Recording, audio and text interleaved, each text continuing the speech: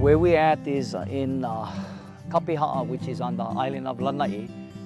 And Kapiha'a is ancient Hawaiian fishing village that predates back to pre-Western contact, but probably phased out in the late 1800s.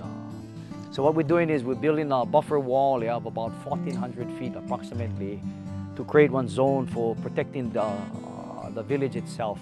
You know, for any kind of group of people to live in this kind of condition, you had to have solid foundation, just to live in this kind of environment. But I'm sure there was a lot more lushness and beauty than how we have here now, with the encroachment of the development today.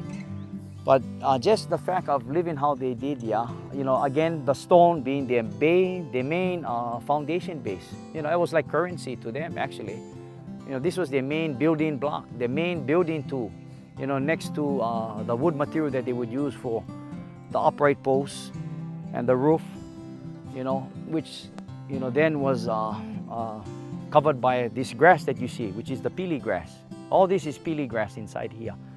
So what you have here is actually the two building tools that was part of, what embraced their body, their kino, and what protected them, during the course of their life. And, to use that, to use what came directly from the aina, from the land, again, we're talking about the poaku, since this is the focus. And what they created out of this, I mean, we're doing the wall, but out of this, they made their lamps. You figure they made their sinkers to hold their canoe from drifting. They made sinkers to hold their nets in place when they went fishing. They made weapons out of the stone for their slings. They made games during leisure time with the form of konani. They left visual signs from the form of petroglyphs. I mean, there's countless things that they did with the basic pohaku. And then as we're building the wall, if you look at what we have at this point, we got an assembly line, kind of, so to speak, where everything is ready to be built. We got the fill material, we got the rocks here, and again, like when I mentioned, with the sizes of the rocks, if you look at the rocks, this would be like a one-man stone, because one man would be comfortably, and then this is like a half-man stone, probably a teenager can work with this. And then these are filler stones, stuff like this that you use to fill in between your gaps, and then when you're working, you need to work with stones that also are going to be your face, which is the stones that you use on the outside, as your face, that you set,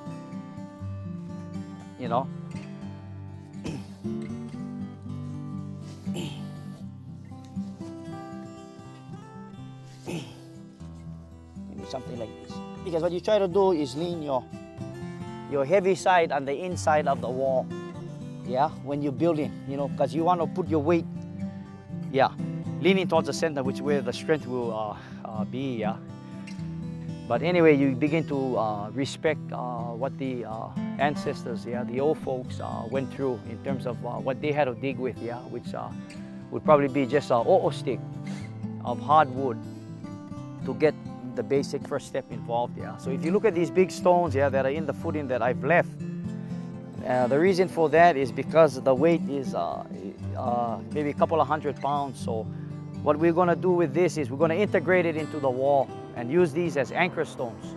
My job is to do the wall, but in the process, I've adopted the major sites, one which is the Big Heiau. I don't know the name offhand, but it was a structure probably that was constructed in the 1700s, But what you look at is the remnants, because this area was trampled over by cattle that was brought here in the late 1800s. You had probably about 200 plus thousand hoof animals here at one time that was brought in, that just came in and really annihilated a lot of the natural vegetation, as well as some of the sites. Anyway, I've deviated off of the foot, off of where the designated wall is going to be, and opened up a footpath that leads to this main heiau, which is right below the country club. This probably was their main worship area for this village site for reverence, as what we practice today in the form of going to church. Similar thing, you know, just a different time. So I've begun to clean and open it up. Here's another form of the, I guess the pohaku, yeah, that Poikahiko did, yeah. You know, and what's interesting is this kuula, or this ko'a, yeah, this fishing shrine, yeah, is at the base of the Kapiha'a Preserve, yeah, right below where we're building the wall. But if you look at this, is another form of rock work, yeah, in terms of supporting the structure. Now again, atop boulders, yeah. But if you look at the area, and eventually when you can view the ocean, yeah, and the proximity, yeah, this had been one strategic location, yeah, that marks a ko'a site, yeah, out here, that was predominant for fish, yeah, that fed the families from this area. So the whole partaking of catching the fish, coming in, cooking one, placing them up here on top of coral, and then every time you add in coral, the symbolism between those that have come before, and then reverence for the ocean, yeah, and what it provides, yeah, and what it grows, yeah, in the form of the coral, for example.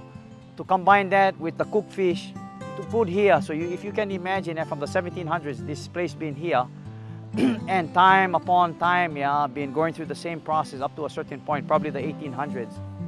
Then after that, left alone. These were the three mediums that built their house. So simple, yeah. The stone, which was the foundation, yeah. The wood, which was used for the timber.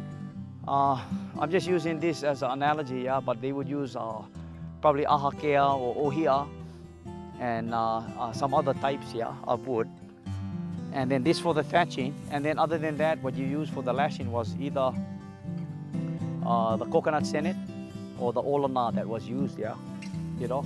So, you know, if you look, yeah, I mean, how simple, yeah, but yet how advanced these people were. But this basically sheltered them to do all the types of work that they achieved, you know, the engineering stuff that they did, you know.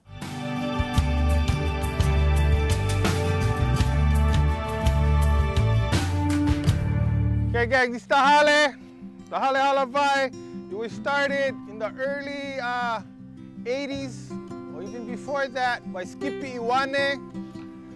Was maybe the poet of this. You guys know Skippy Iwane? He's one of our modern day Kanaka poets, radicals, warriors. This is our original pole from that first hale. It's the pole kini, or the corner pole, okay?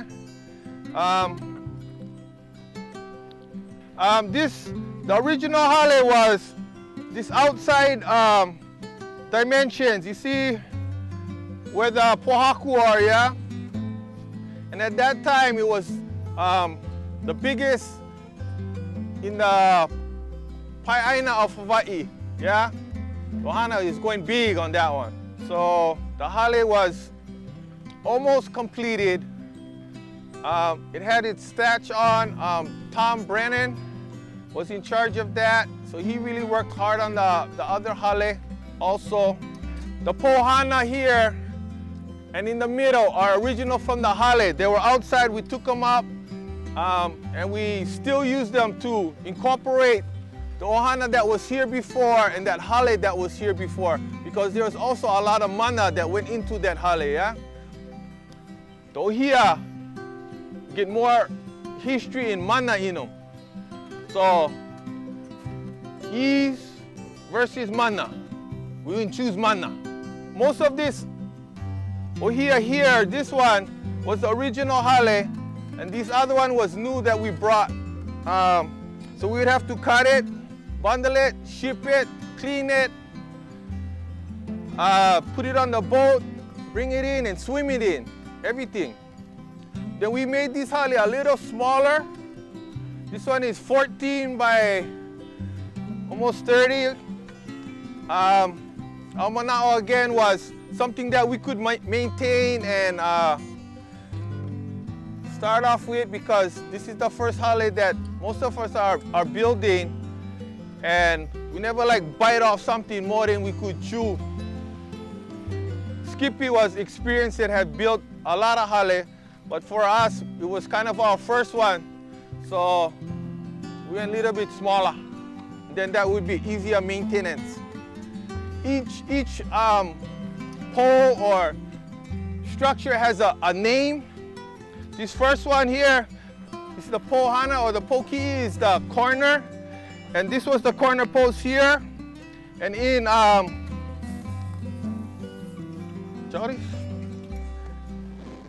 the construction, the one coming down, the rafter is the oa. So that would be coming down onto here, okay? So in carving this, there's a lot of thought that our kupuna put into it as to make it a lot of mana, okay? So this member here, which is like a really cool member, okay? This here is called the uli right here, okay? And this coming down is the kohe. You see how? So when she made pa'a, and then we're talking about procreation, life, giving. So here, just this joint right there, this one joint is giving mana into there just because of that thought, huh? Okay? In building the hale, like we said, we will start from there on the pule, and we're going to end on one pule, but we're all on one journey. You guys are now part of this journey, yeah? Because you guys' mana is going into this hale, yeah? This hale will be used for, it's a hale halavai, a meeting house, but there will be also a lot of talk in here, shared with everybody, not only you guys, but whoever comes here, onto what happens on this island, gang. Yeah? This island, you guys feel them? You guys are standing on sovereign Hawaiian aina right now. Yeah? You know, a lot of people out there fighting for it, yeah? This is reality, this is it. This is the first piece of sovereign aina. What is sovereign aina? Kanaka get to say what's being done about this place. Simple, yeah? A lot of people think sovereignty is like a whole nother thing, but it's just us having the right to maintain your own resource. Yeah, simple, yeah? So Kaho'olawe, we all get to say what's going to happen here. So Kaho'olawe to me is, when we think about engineering and sustainability and science, Kaho'olawe is especially as Hawaiians, is a piko, it's a center for us, not only culturally, but also as Hawaiian scientists, Hawaiian engineers, you know, Hawaiian practitioners. I work here at the College of Engineering, and I work with a program called the Native Hawaiian Science and Engineering Mentorship Program. And I'm the project director here. And our program is to encourage more Native Hawaiian students and Pacific Islanders to pursue higher education or careers in science, technology, engineering, and mathematics. I found out there's tons of engineers out there, but the one that most interested me was civil because it works with our built environment, our roads, our buildings, our traffic systems, our water systems, and it's very important for our state. Hawaiians were excellent engineers.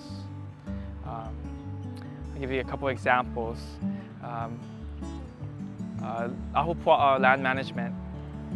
So say you have a piece of land and you have so much people who live on that land, and how you feed all of those people, and how you maintain their basic necessities like housing, shelter, food, water. And to be able to do that without negatively affecting the environment. That's a big engineering struggle that we face today. So we have the term today is called sustainability. It's a big deal. Everyone talks about sustainability. This is something that our ancestors did naturally. You know, they did this for hundreds of years. Engineers and STEM scientists in general, I think in the next 10, 20, and 100 years, absolutely critical, you know, globally, but also for Hawaii. Think about stuff like our gas prices, you know, energy sources, global climate change, like sea level rise, and our depleted fisheries, hurricanes, tsunamis, increased population, and our effect of our drinking water. So these are things that civil engineers and engineers in general, it's going to be really challenging, but really very important for Hawaii to have engineers who understand our people and how we live and try to maintain our quality of life. But what's interesting here is the journey involved, with doing this kind of work, and with the kids that were helping with piling that small pile of stone. It may seem like a small pile, but the symbolism behind that, is what they're doing as they're carrying those 3 rocks or 4 rocks, and then what they leave behind. And the journey for myself, of understanding, what went through these old folks' mind, the Po'ikahiko, what went through their mind in terms of doing this kind of construction. Because you learn every day, and I'm still learning, and probably when I'm older, then I begin to understand a little bit. But that's basically how you get an understanding or a heartbeat of what it was all about in terms of when you talk about what your ancestors did or what the Hawaiians did. You cannot just shoot from the hip and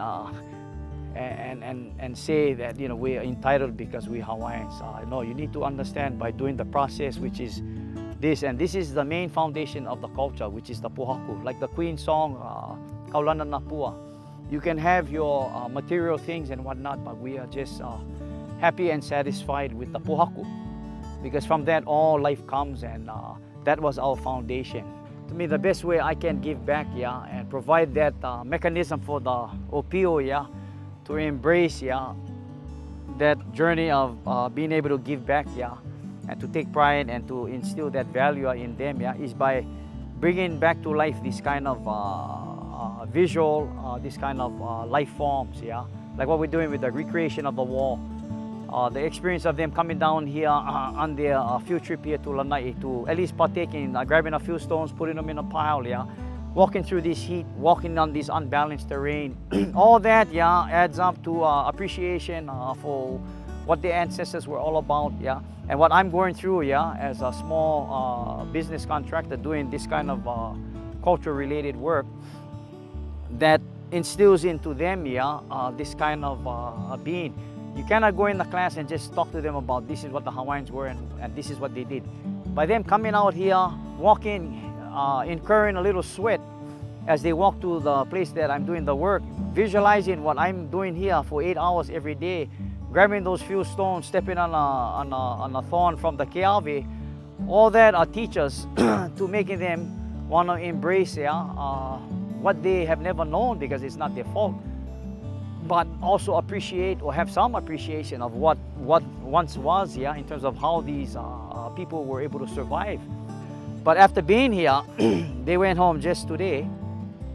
I know they truly understand now, because underneath their feet or their waiwai, they take a little bit of that kuleana with them, which is the work ethic and the appreciation for a sense of place, and maybe the yearning for one to be a part of this kind of thing, or the more appreciation and love for where they come from, and to be proud of being fortunate to have walked on this ground that so many ancient ones have done in the past.